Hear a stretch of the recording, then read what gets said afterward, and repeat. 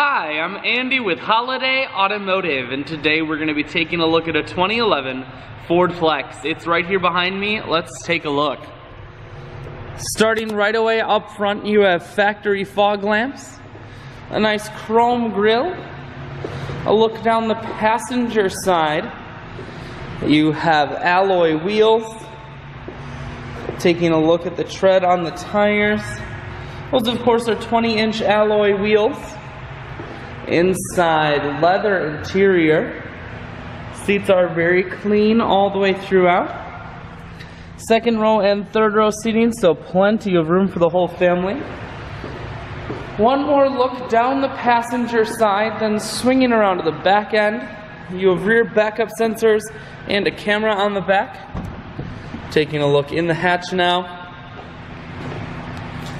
There's a 50-50 split on the back seats, so you can fold those down if you need additional storage space. Power assist liftgate, so with simply the press of that button, hatch folds itself down just like that. Holiday Automotive is located on the corners of highways 41 and 23 in Fond du Lac. We're Wisconsin's largest used car dealer, so it's certainly worth the trip. Inside, cruise, audio and Bluetooth controls.